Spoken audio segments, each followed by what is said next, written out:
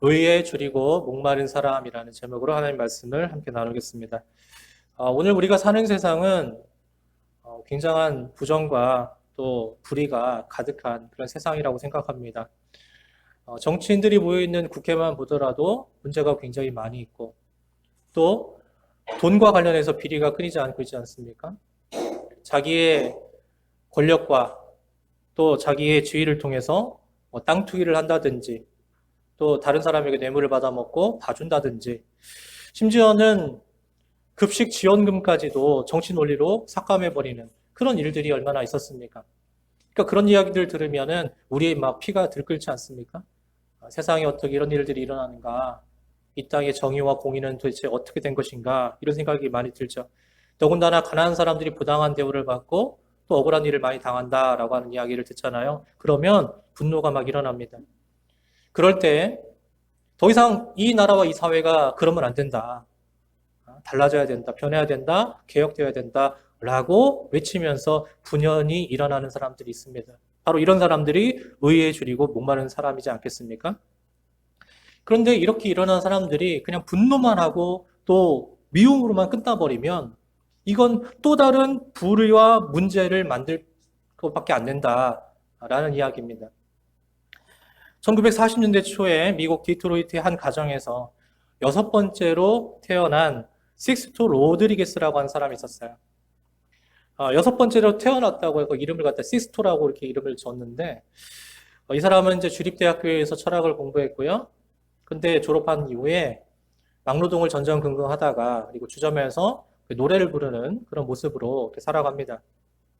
근데 나름 노래는 좀 했던 모양이에요. 노래 실력을 인정받아서 앨범을 2장을 냈는데, 근데 이 사람이 낸 앨범이 많이 팔리지는 못했습니다. 인기가 없었다는 이야기겠죠. 그런데 이게 어떻게 알려지게 됐냐면 그의 노래를 어떤 여자가 자기 남자친구를 만나러 가던 길에 남아공에 있는 자기 남자친구를 만나러 가는 길에 이 앨범을 들고 가면서 이제 그 땅에 알려지기 시작했다라고 하는 것입니다. 텁텁한 그 땅의 젊은이들에게 이 식스투의 노래는 전염병처럼 빠르게 퍼져나갔고 그리고 그의 1집 대표곡이 슈가맨이라고 하는 그런 건데 이 슈가맨이라고 하는 그 곡 때문에 결국 이 사람을 슈가맨이라고 이렇게 불려지게 되었습니다.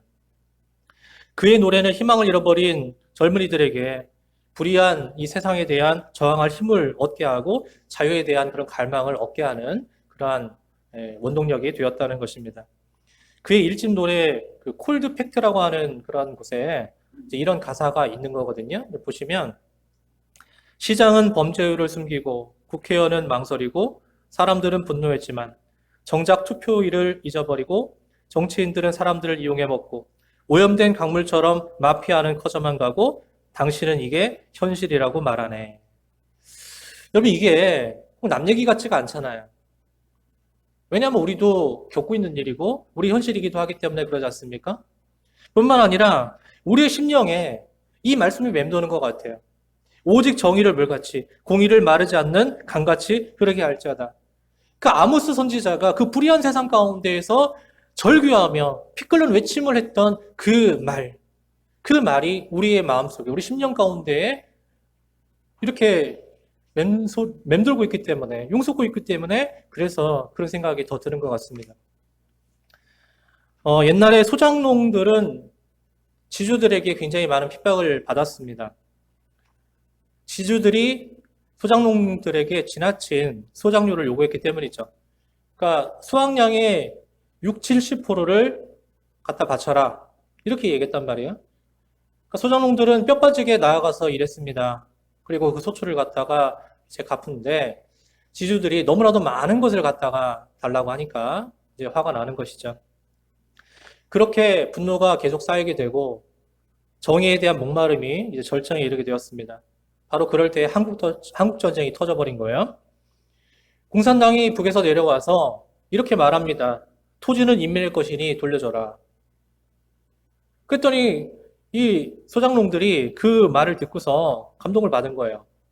그래가지고 공산당과 함께 지주들을 붙잡아다가 인민재판에 해부하고 죽창으로 막 찔러 죽였다는 것입니다. 그러니까 한마디로 말하면 그동안 당했던 것을 복수해버린 거죠. 그런데 그렇다고 해가지고 여러분 이 근본적인 문제가 해결됐나요? 문제가 무엇입니까? 지주들은 소작농을 착취해 먹었던 것이고, 그리고 그에 대한 반발로 소작농들은 다시 지주들에 대해서 복수해버리고, 어떻게 보면 역사가 계속 이것이 반복되는 것이 아닌가라는 생각이 들어요. 그렇게 우리가 살아오지 않았습니까? 근데 오늘날 현대에도 현대판 지주와 소작농이 엄연히 존재한다는 것입니다. 어떤 조사를 보니까 우리나라 인구의 1% 정도가 우리나라 국토의 절반 정도를 소유하고 있다. 그런 얘기를 하더라고요.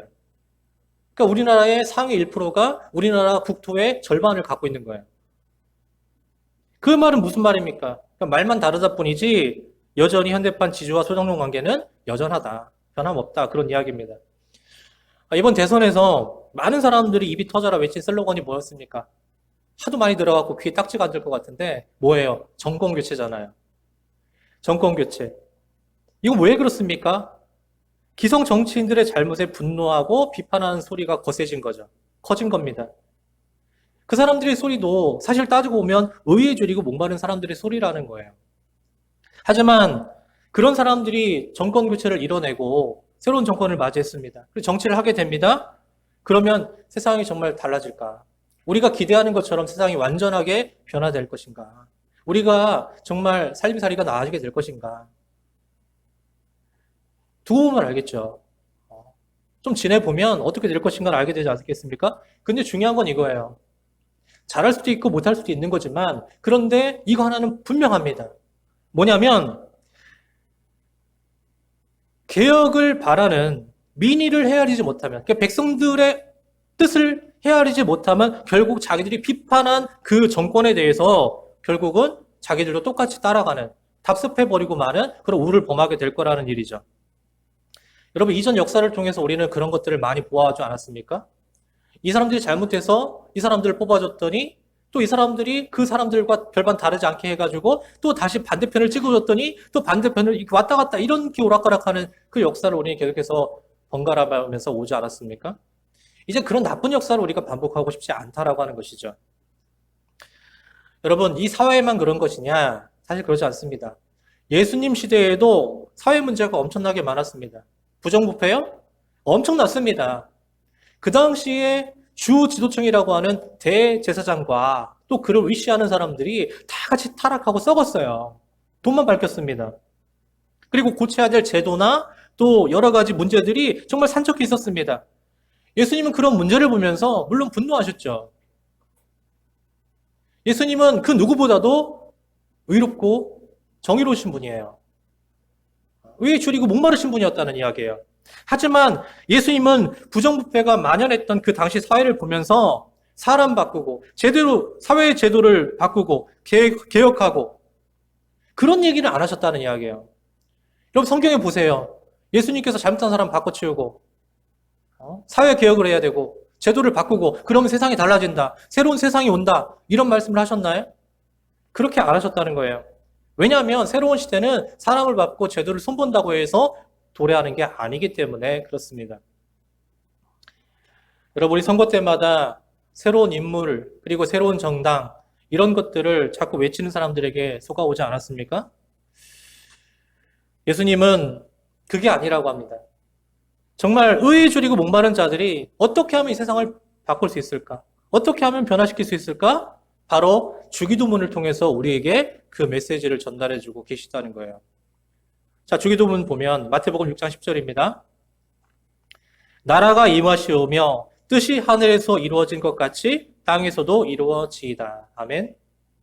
자, 예수님 뭐라고 하시는 거예요? 하나님 나라가 이 땅에 이루어져야만 그래야 세상이 변할 수 있다. 다시 말하면 하나님 나라에 대한 갈급함, 그런 주림이 있어야지만 세상이 변화될 수 있다. 달라질 수 있다. 그런 이야기입니다. 그럼 하나님 나라는 어떤 곳인가? 하나님 나라는 어떤 곳이죠? 구름 위에 있는 어떤 궁전 같은 그런 게 하나님 나라가 아닙니다. 하나님 나라는 어떤 곳이에요? 하나님의 통치와 다스림이 있는 곳이죠. 그러니까 하나님이 다스리시는 나라가 하나님의 나라라는 것입니다. 자, 예수님이 제자들에게 기도를 가르치시면서 그런 나라로 가게 해달라고 기도하라고 가르쳤나요? 그렇지 않아요. 뭐라고 말씀하셨어요? 하나님의 나라가 오게 해달라고 기도하라. 이렇게 가르치셨다는 거예요. 그러니까 여러분, 단지 하나님 나라는 우리가 죽어서 가는 세상만이 아니라는 것입니다. 바로 내가 사는 이 땅에서, 이 세상의 역사 속에서 이루어지는 것이 하나님의 나라라는 것이에요. 세상이 악해지면 악해질수록 하나님 나라가 이 땅에 임해야 되는 겁니다. 이 땅이 이루어져야 되는 것입니다. 여러분, 예수님 믿는 사람이 이 세상이 꼴보기 싫다고 해가지고 깊은 산속 들어가서 거기다 예배당 지어놓고 세상이 타락했다고 거기 숨어 지내면 그게 되는가? 아니라는 것입니다. 어떻게 하라는 거예요? 오히려 죄 많고 어두운 이 세상에 소금과 빛이 되어 이 세상에 맛깔나게 하고 세상을 빛내는 그런 존재로서 살아가라는 이야기 아니겠습니까? 그러니까 하나님의 나라가 이 땅에서 이루어지고 하나님의 뜻이 이 땅에서 성취되어지는, 그러게 하기 위한 도구로서 우리가 쓰임 받아야 된다라고 주님께서는 말씀하시는 것입니다. 그래야지만 이 세상이 변화되고 개혁될 수 있다라는 거예요. 그러니까 가장 먼저는 무엇입니까? 하나님 나라가 내 안에서 시작되어야 된다는 이야기입니다. 내가 하나님 말씀을 통해서 먼저 변화되고 회개하는 역사가 나타나야 된다는 이야기죠. 여러분, 하나님을 주인으로 모시고 살아가세요? 여러분의 주인은 하나님이 맞습니까? 먼저 내 마음에 하나님을 주인으로 모셔 드려야 되는 것입니다. 그리고 그분의 왕국이 내 안에서 이루어져야 되는 것이죠. 그래서 나의 생각이 바뀌어지고 나의 언행이 달라지고 바로 그게 뭐냐? 그게 바로 회개라는 거예요. 회개는 다른 게 아닙니다. 죄 지었으니까 나아가서 하나님 용서해 주세요. 그것만이 이런 게 아니라 여러분의 모든 악한 생각들이, 여러분의 모든 잘못된 언행이 바뀌어지는 게 바로 회개다라고 하는 것입니다. 여러분, 정말 세상이 달라지길 원하십니까? 정권이 막 바뀌고 새로운 정권이 들어오고 사람이 바뀌어도 아무래도 안 바뀌어요. 근데 우리는 세상이 좀 달라졌으면 좋겠다. 변했으면 좋겠다. 좋은 세상이 왔으면 좋겠다. 이런 꿈과 소망이 있지 않습니까? 그럼 어떻게 하면 되느냐? 먼저 우리 각자가 의에 줄이고 목마른 사람이 돼야 된다라고 하는 이야기입니다. 여러분, 내가 말씀을 듣고 생각이 바뀌면요, 부흥이 찾아와요. 부흥이 일어나게 됩니다. 우리가 부흥에 대한 오해는 무엇입니까? 자꾸 숫자, 규모 이런 걸 자꾸 떠올린단 말이에요. 커지는 거. 그래가지고 몸뚱이만 커지는 거. 이걸 갖다가 우리 부흥했다. 이런 생각들을 많이 하는데 한번 물어볼게요. 여러분, 큰 건물이 정말 사람과 사회를 변화시키고 개혁하던가요? 그렇지 않습니다. 중요한 건 무엇입니까? 하나님께서 나에게 주신 사명을 붙들고 그 말씀대로 순종하는 거예요. 그렇게 살아가야 된다는 것입니다. 은혜 받은 내가 먼저 변화된 것. 그래서 그런 삶을 살아가다 보면 우리가 속한 이 사회가 바뀌는 것입니다. 변화되는 것입니다. 여러분, 한마디로 말해 부흥이 일어나면 이 사회는 자연스럽게 개혁되는 것이다. 그 말씀이에요. 요즘은 거의 사라졌는데 한국교회에는 성미라고 하는 은혜로운 제도가 있었습니다. 우리 어머니들이 이제 식사 준비를 할 때 쌀을 푸잖아요. 쌀통에서. 그러면 얼마만큼은 이제 일부를 남겨놓습니다. 그래서 그걸 가져다가 주일날 이제 성미함에다가 갖다 붓는 거죠. 그럼 그 성미로 갖다 뭐 했냐면, 그러니까 목회자도 먹고 살아야 되니까 그 당시에는 목회자의 그 생활을 위해서 성미 일부를 드리고 나머지 걸 갖다가 어려운 사람들 구제한다든지 아니면 또 교회 공동 식사할 때 그걸 사용해서 같이 밥 지어 먹는다든지 그렇게 사용했다는 겁니다. 여러분, 십시일반이라는 말 있잖아요. 조금씩 가져오는데 그것이 모이면 굉장히 크지 않습니까? 과거에는 정말 다들 먹고 살기 힘들었어요. 그러니까 내 쌀독에서 내 쌀을 퍼다가 교회에다 갖다 성미를 갖다 한다는 것도 사실 큰 마음으로 해야 되는 것이었습니다. 그 당시에는. 그런데 그 작은 것을 가지고 와서 내 것을 덜어내가지고 가지고 왔는데 오히려 번창하고 부흥하는 역사가 일어나더라. 그런 이야기입니다. 덜어냄을 실천했는데 보탬의 기적을 그들은 맛보게 된 것이죠. 요즘에 다이어트나 미니멀 라이프라고 하는 그런 것들이 굉장히 유행입니다. 줄이자. 그럼에도 우리가 뭘 버리지 못해요. 다른 건 다 줄이려고 하는데 뭘 못 버리는 거예요? 욕심을 못 버리는 거예요. 아니, 다른 것도 다 줄이려고 마음 먹었다면 그러면 욕심도 좀 버려야 되지 않겠습니까? 근데 욕심은 내려놓지를 못하니까 내 안에서 회개도 안 일어나는 것이고 그래서 부흥도 안 일어납니다. 그런데 무슨 변화가 나타나겠습니까? 변화가 나타나지 않는 거죠. 여러분, 하나님 나라는 이런 과정이 필요합니다. 뭐냐면 먼저 회개하는 거예요. 우리가 회개할 때 내 안에서 하나님 나라가 임하게 되는 것입니다. 그럼 부흥이 일어나겠죠. 그 부흥이 일어나야지만 사회개혁이 일어나게 되는 겁니다. 그러니까 회개, 부흥, 개혁 이것이 순차적으로 일어나야 되는 거예요. 어디 한 군데가 막히거나 어디 한 군데가 이루어지지 않으면 여러분 세상은 절대 바뀌지 않습니다. 혹시 여러분 지금 일하고 있는 일터에 조금 어려운 사람이 있다거나 아니면 일이 힘들다거나 뭐 그럴 수 있지 않습니까? 그런 문제가 있을 때 여러분 박차고 나오지 마시길 바래요. 만약 여러분 건강상의 문제 때문이라면 모르겠지만 그런 게 아니라면 여러분 마음에 안 들어서 정말 쉽게 때려치우고 싶은 그런 마음이 있다. 그런 생각 때문에 그렇다라고 한다면 그 마음을 좀 접기를 바랍니다.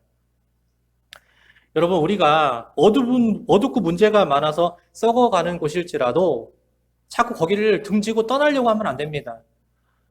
그럼 누가 바꿀 거예요? 누가 어떻게 하겠습니까?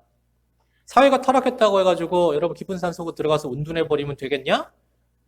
절대 그렇지 않습니다. 피하거나 숨는다고 해가지고 변화되는 건 아무것도 없지 않습니까?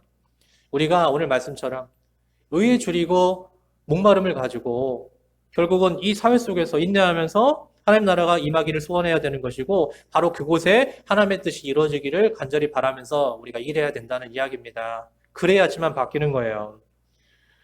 저는 요즘 청년들을 보면서 그런 생각이 듭니다. 요즘 청년들이 꼭 나약해서라기보다는 적어도 인내심은 좀 부족한 것이 아닌가라는 생각이 들더라고요.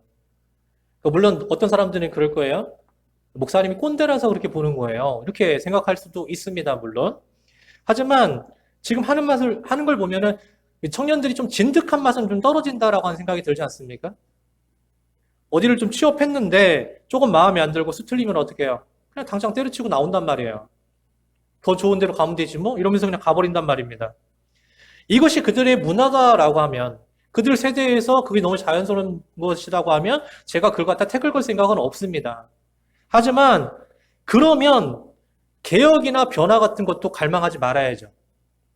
그들이 그런 태도라면 그런 변화라든지 뭔가 새로워지는 것을 그들이 갈망하면 안 된다는 이야기입니다. 유시민 작가가 TV에 나와갖고 이런 이야기를 하더라고요. 청년들한테 하는 말입니다.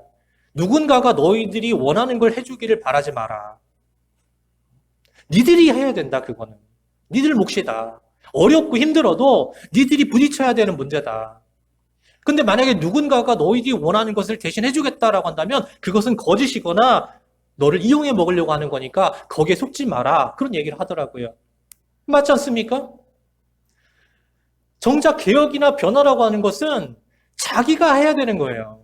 자기가 해야 되는 겁니다. 의에 줄이고 목마른 자들이 불의한 세상에 맞서서 인내하면서 이뤄내야 되는 것입니다. 근데 그게 하기 싫다고, 그게 힘들다고 해가지고 뒤로 빠져 있으면서 누군가가 해주길 바라는 마음으로 하면 절대 아무 일도 일어나지 않는다는 것입니다. 나의 인내와 나의 희생도 들어가야 된다는 이야기예요. 저는 우리 믿음의 젊은이들이 적어도 예수님 믿는 믿음의 젊은이들이라면 정말 정의와 공의에 대한 목마름 좀 가지고 부조리한 현실과 싸워나가면서 그렇게 이 세상을 좀 바꿔나갔으면 좋겠다라고 하는 작은 소망이 있습니다. 여러분 그럴 때에 오늘 말씀하신 것처럼 약속하신 것처럼 주님께서 우리를 배부르게 해주시겠다라는 이야기예요. 주님께서 행복으로 배부르게 해주시겠다라고 하는 그 약속을 우리가 소망하면서 내가 해야 될 역할을 내 자리에서 포기하지 말고 인내하면서 그렇게 작게나마 해나갈 수 있기를 간절히 바랍니다. 현실과 타협하거나 피해버리는 사람이 현명하거나 그 사람이 행복한 사람이 아닙니다. 현실과 싸워서 하나님 나라가 결국 이 땅에 임하게 해야 되고 그리고 그곳에서 하나님 뜻이 이루어지게 하는 것, 그렇게 쓰임받는 사람이 진정한 행복자임을 여러분 꼭 기억하시길 바랍니다.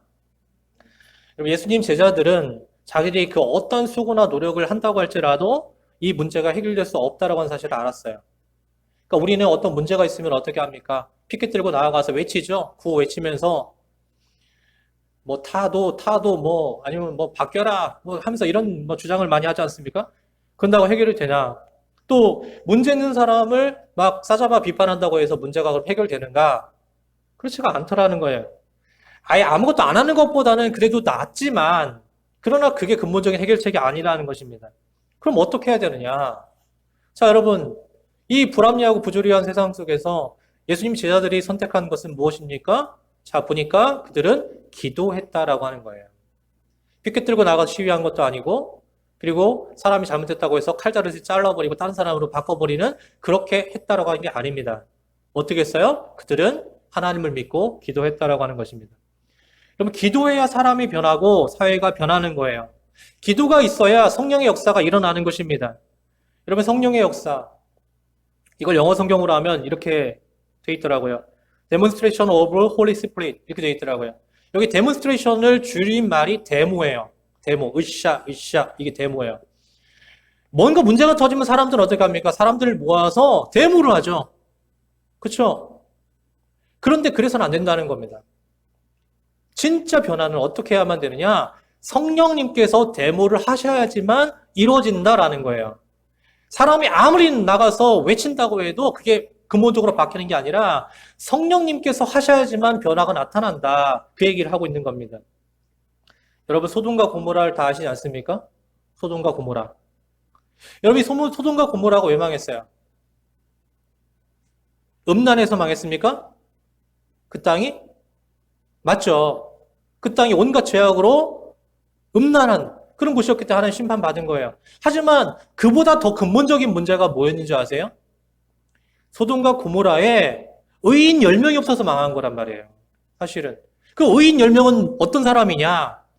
망해가는, 타락해서 죽어가는 소돔과 고모라를 위해서 하나님께 기도하는 사람 10명이 없어서 망했다는 거거든요.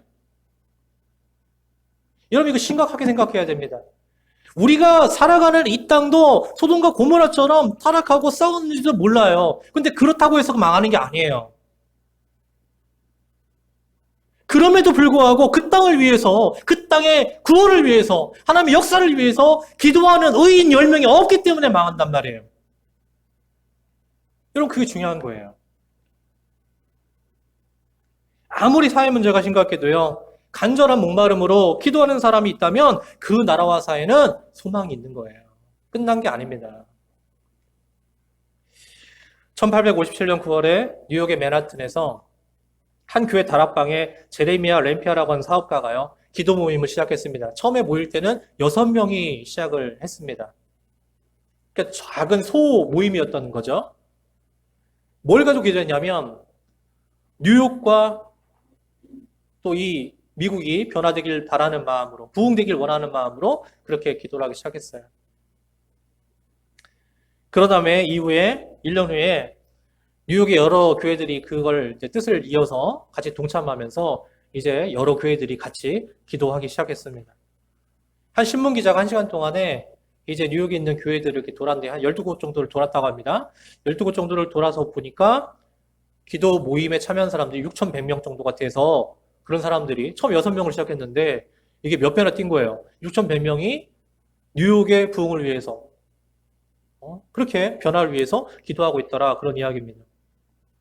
이후에 뉴욕시에는 매주 수천 명의 회심자들이 나타나기 시작했다는 거예요. 그리고 이 운동이 미국의 동부까지 이렇게 퍼진 겁니다. 확산되었습니다.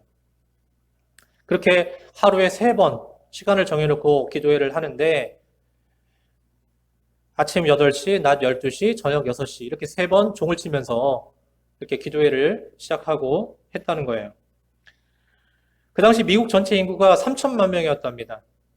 그런데 그 중에서 100만 명이 회심을 했으니까 엄청나게 놀라운 역사 아니겠습니까?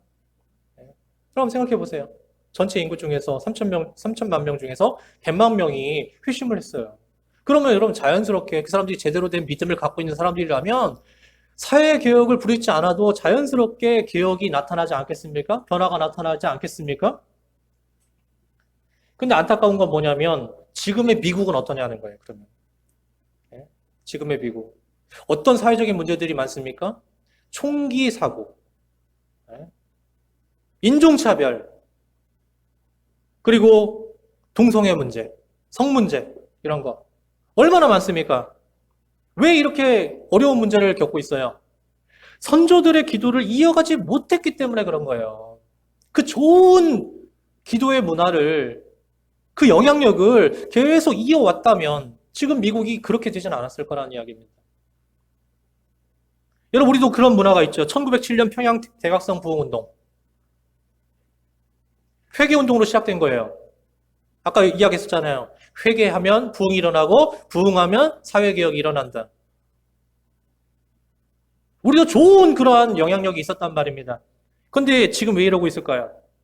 우리도 마찬가지예요. 우리 믿음의 선배들의 그 기도를 잊지를 못했던 거예요. 그 기도부를 잊지 못해서 지금 이 어려움에 빠진 것입니다. 그럼 어떤 분이 그럴 거예요, 분명히? 아이, 목사님, 세계에서 기도 제일 많이 하는 나라가 우리나라고 우리나라 교회예요. 뭔가 알고 말해야지. 그렇죠. 우리나라 교회가 세계에서 기도 제일 많이 할 겁니다, 아마. 많이 하죠. 자, 그런데 여러분, 우리 좀 솔직해질까요? 기도 많이 하는 거 공감하고 이해합니다. 그런데 그 많은 기도가 어떤 기도예요? 거의 대부분이 내 문제, 내 이익, 내 집값, 내 부동산 떨어지지 않게 해주세요. 뭐 이런 기도 아니에요? 건강하게 해주세요. 뭐 해주세요. 뭐 달라고 하는 그런 기도들로 전부 채워져 있지 않습니까? 여러분이 하는 기도가 정말 의에 줄이고 목마른 마음으로 하나님 나라가 이 땅에 임하기를 바라는 마음으로, 그래서 주님의 통치가 이루어지고 주님의 뜻이 이 땅에서 나타나길 원하는 마음, 그래서 이 사회가 변화되고 달라지고 살기 좋은 세상, 정말 주님께서 주시는 그 복을 받아 누리는 그 세상이 되게 해달라고 하는 기도가 과연 몇 프로나 차지할까요?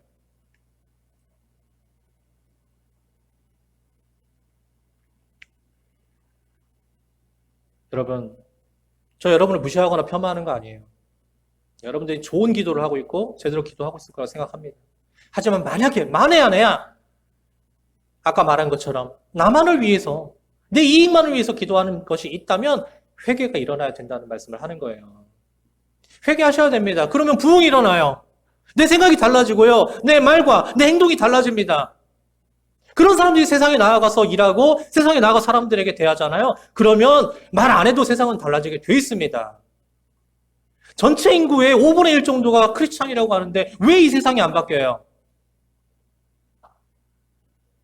뻔한 거 아닙니까? 우리가 잘못 살고 있기 때문에 그런 거예요. 사랑하는 여러분, 기도에 하나님 나라가 이 땅에 임하고 하늘의 뜻이 땅에서 이루어지는 것입니다. 하나님께서 우리 기도를 들으세요. 그리고 반드시 하나님께서 이 세상을 바꿔주실 것입니다. 그래서 여러분, 기도하는 거 멈추지 마세요. 어떤 분들은 그럴 거예요. 대선의 결과를 보면서 내가 원한 결과가 안 나왔다고 해서 아직까지도 마음 끓이고 있고 그거 가지고 막 이렇게 생활에 지장이 있는 분들이 있을지도 모르는데 그러지 마세요. 사람이 하는 거 아니에요. 하나님께서 그 사람을 쓰시는 겁니다. 어떻게든 하나님께서 이 나라를 사랑하시면 반드시 하나님의 나라가 이 땅에서 임하고 하나님의 뜻이 이루어질 수 있도록 통치하고 다스리러 가실 줄 믿습니다. 그런 믿음으로 여러분 살아가세요. 그렇게 하나님의 이 나라와 이 사회, 또 이 사회와 교회, 그리고 가정과 각 개인들까지도 붙들고 계시고 지켜주신다라고 하는 사실을 여러분 굳게 믿으시길 바라고, 정말 여러분들을 행복으로 배부르게 해주실 거예요. 행복하게 배부르게 해주실 거예요. 그 약속과 소망을 품고요. 끝까지 믿음의 길로 나아갈 수 있는, 그 믿음의 길로만 나아갈 수 있는 여러분들이 다 되시기를 주님의 이름으로 간절히 축원합니다.